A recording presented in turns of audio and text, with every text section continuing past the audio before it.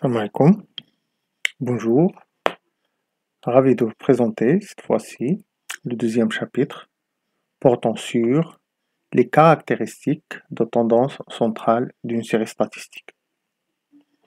Introduction. Pour faire une simple comparaison des séries statistiques, il suffit de voir leurs caractéristiques. Donc, on doit voir la tendance centrale, la dispersion et ses formes de concentration. Grande 2, caractéristiques de position ou de tendance centrale.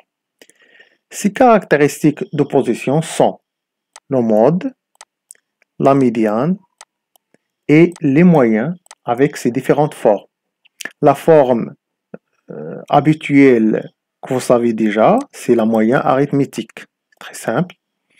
Mais on va voir aussi d'autres moyens, ou bien d'autres formes de moyens. C'est la moyenne géométrique, la moyenne harmonique et la moyenne quadratique.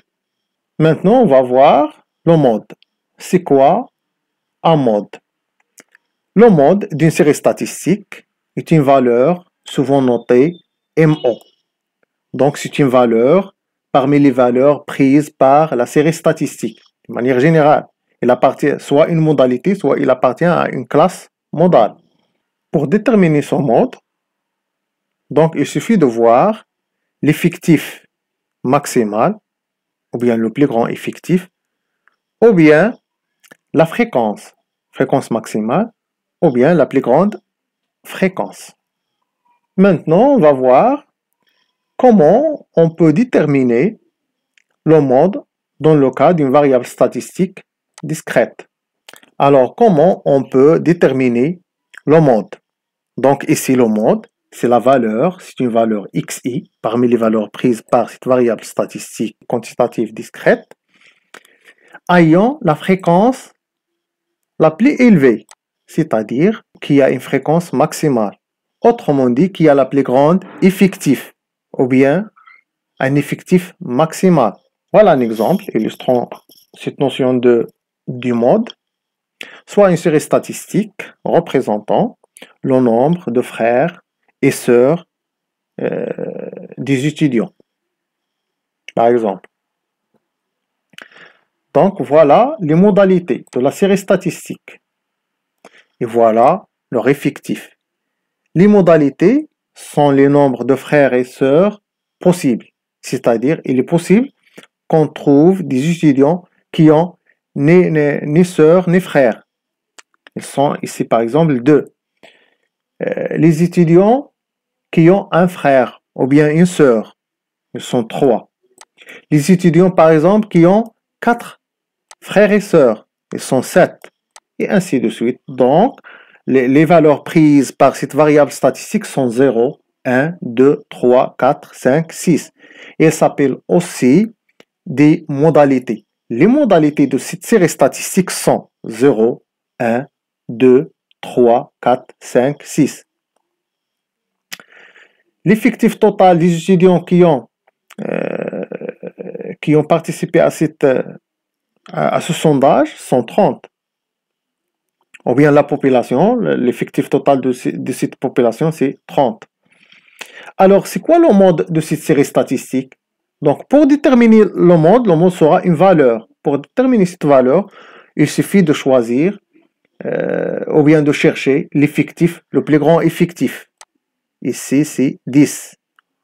Si on a calculé déjà la fréquence, on cherche la plus grande fréquence.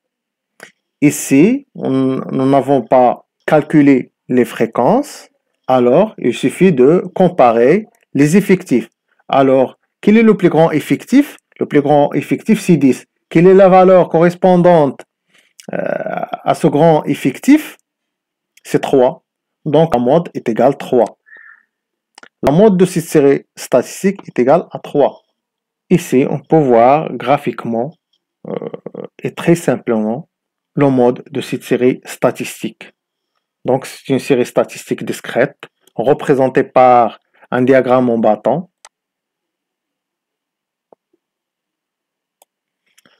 Donc, quel est le mode de cette série statistique? Donc, il suffit de chercher le plus grand effectif. Le plus grand effectif, c'est le bâton le plus long. Donc, il correspond à la valeur 3. Donc, 3, c'est le mode de cette série statistique.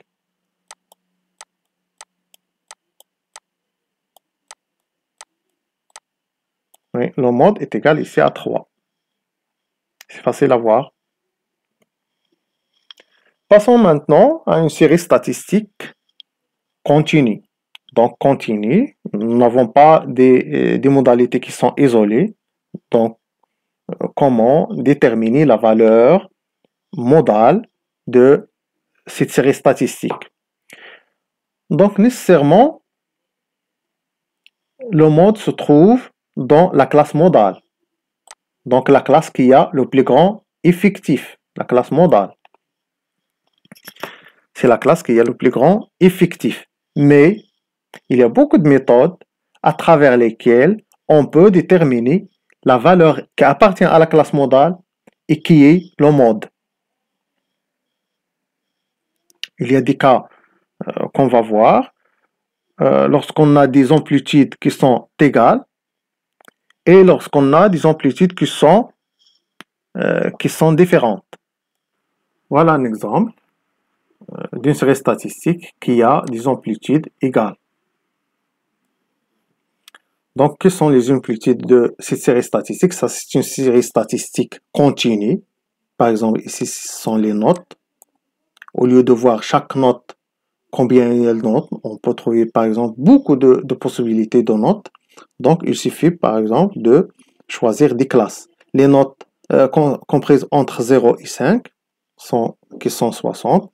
Les notes qui sont comprises entre 5 et 10 sont 20, et ainsi de suite jusqu'à la fin. Donc, pour déterminer le mode, il suffit de voir la classe modale. La classe modale, donc, on doit voir les effectifs ou bien les fréquences, si on a des fréquences. Donc, le plus grand effectif, c'est 200. Alors, quelle est la classe modale? La classe modale ici, c'est 10, 15. Donc, on a déterminé la classe modale. C'est bien. Mais maintenant, comment peut-on déterminer la valeur exacte du mode? Ici, on a pris une méthode très simple. Donc, il suffit de voir le centre de cette classe. Quel est le centre de cette classe? Le milieu, entre 10 et 15, le milieu c'est la somme de 10 plus 15 sur 2. 10 plus 15 sur 2 est égal à 12,5. Donc, c'est probablement le mode de cette série statistique, c'est 12,5. Donc, ce n'est pas très exact, mais c'est une approximation de la valeur modale, ou bien du mode de cette série statistique. On va voir d'autres méthodes plus efficaces que celle-ci. Ils sont plus utilisables. Remarque, cette méthode est moins efficace pour déterminer le mode d'une série statistique. Ici, on va voir comment peut-on déterminer le mode à travers une méthode graphique. Donc, ici, c'est pas le centre. On remarque que ce mode ici, ce n'est pas le centre, ce n'est pas le milieu de la classe modale. La classe modale ici est très évidente, car c'est la classe qui a le plus grand effectif. Ici, on a noté HI. Quand les classes modales sont égaux, alors on peut travailler soit avec les HI, soit avec les INI. C'est la même chose. Donc, la classe modale se fait de cette méthode en traçant des diagonales, mais au sommet des différents rectangles qui sont à côté de la classe modale. Donc, l'intersection de ces diagonales, leur projection sur la classe des xi nous donne la valeur approximative et plus efficace que la première du mode.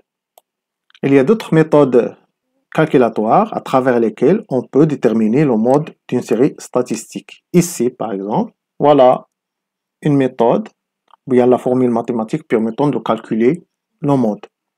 Ici, le mode est égal la borne inférieure de la classe modale plus l'auteur de la classe qui vient juste après la classe modale sur l'auteur de la classe qui vient juste avant la classe modale plus l'auteur de la classe qui vient juste après la classe modale fois l'amplitude de la classe modale. Donc c'est clair, il suffit de bien connaître ces éléments de cette formule.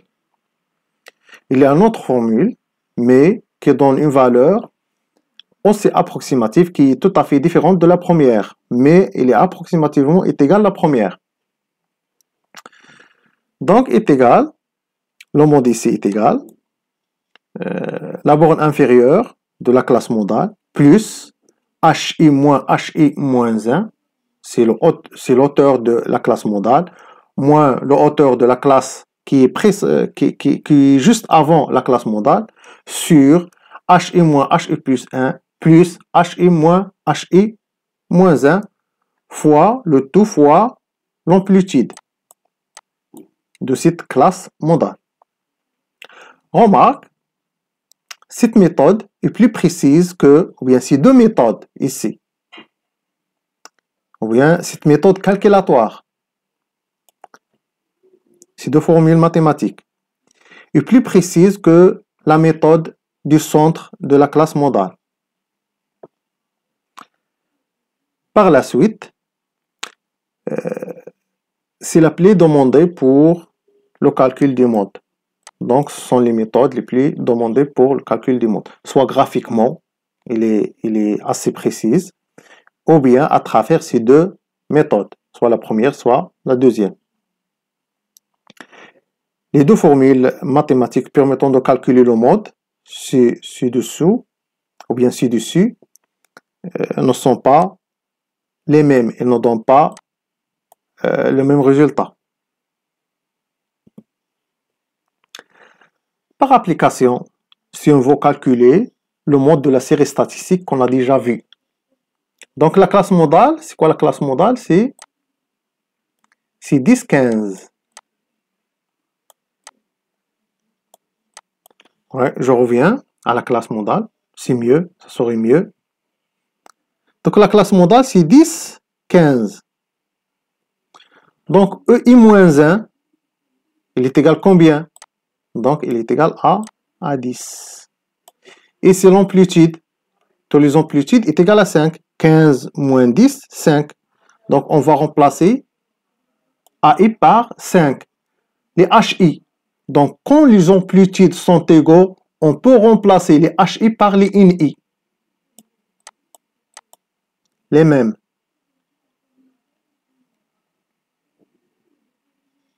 Donc ici on a pris les effectifs. HI moins 1, on va prendre NI plus 1.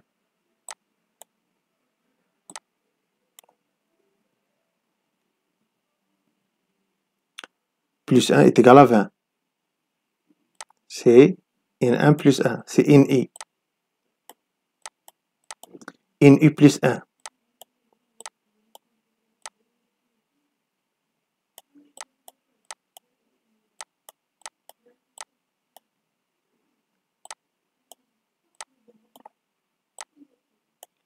NI moins 1.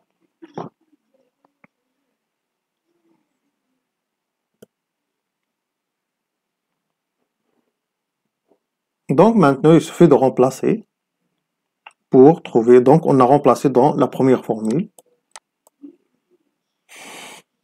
Donc en fin de compte, on trouve que le mode est égal à 10,7 ou bien 714, qui est tout à fait différent du centre, qui est 12,5. Maintenant, nous sommes dans le cas des amplitudes différentes. Une série statistique d'amplitudes différentes. Donc, on va représenter ces séries statistiques à travers leur hauteur. Et on va appliquer les formules qu'on a déjà vues qui sont exprimées en fonction des auteurs. Voilà. Voilà une série statistique. Voilà les classes modales. Les modalités de cette série statistique sont ces intervalles. La première classe modale, ou bien la première modalité, c'est 10, 200, ou bien qui sont les valeurs qui sont comprises entre 100 et 200, qui sont 15. L'amplitude ici est égale 10, et est égale, l'amplitude ici est égale 100. Si 200 moins 100 est égal 100. Ici, l'amplitude est égale 400 moins 200, c'est 200.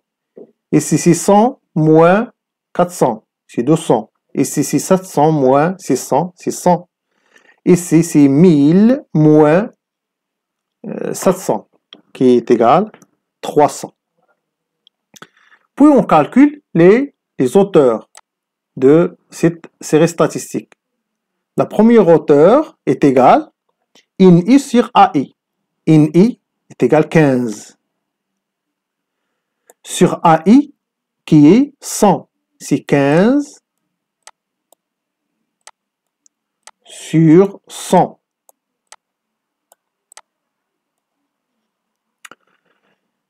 Le deuxième hauteur est égal 25, c'est pas 15, 25 sur 200.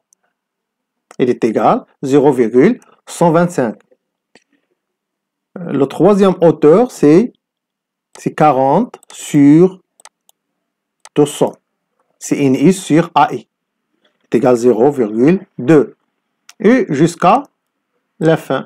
Maintenant, pour déterminer la classe modale, il suffit de chercher le plus grand hauteur. Donc, si on compare les hauteurs ici, on trouve 0,35 et la plus grande, ou bien et le plus grand hauteur. Donc, la classe modale est 600, 700. La classe modale est 600, 700.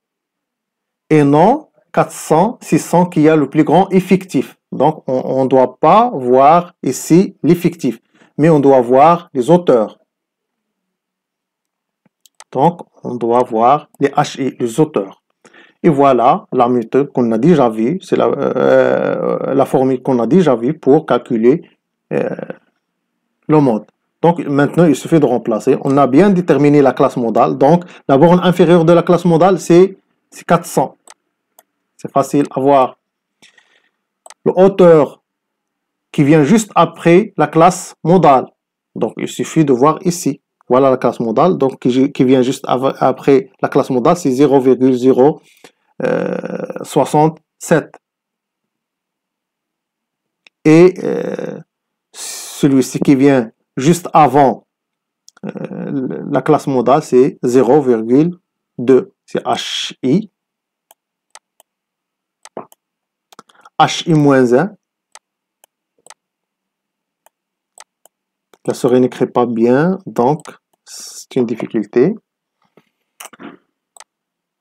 Essayez de bien concentrer avec moi.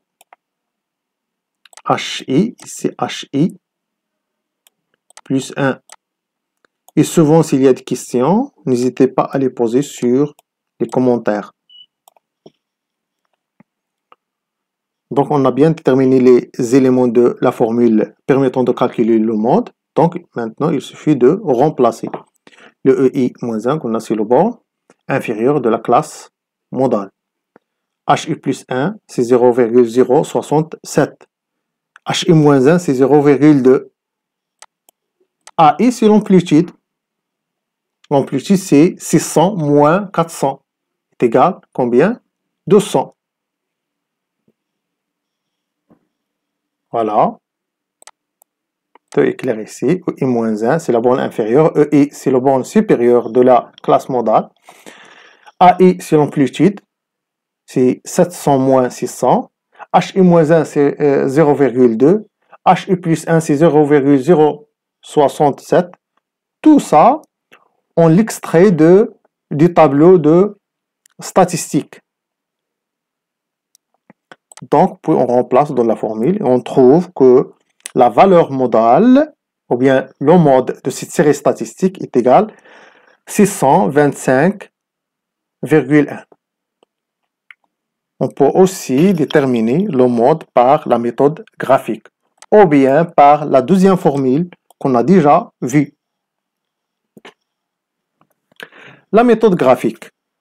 La méthode graphique, c'est la même qu'on a déjà vue pour les séries statistiques qui a des amplitudes égales.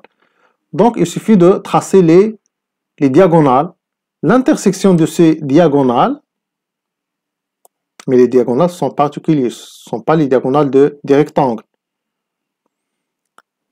Ce sont des rectangles de la classe modale et des rectangles qui sont tout à fait à côté de cette classe modale.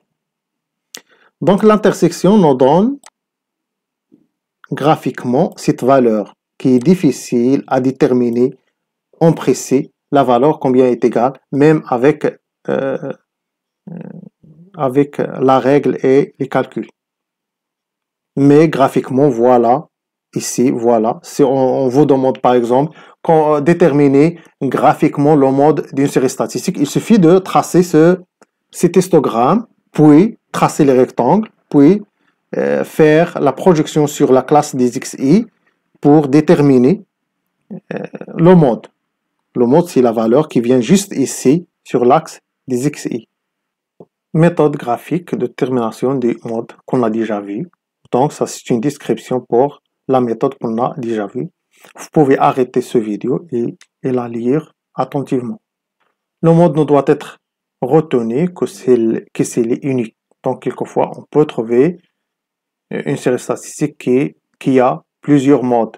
Donc, s'il y a plusieurs modes, donc ils ne sont pas importants à l'étudier. Lorsque la distribution de multi-modes, le mode perd toute signification.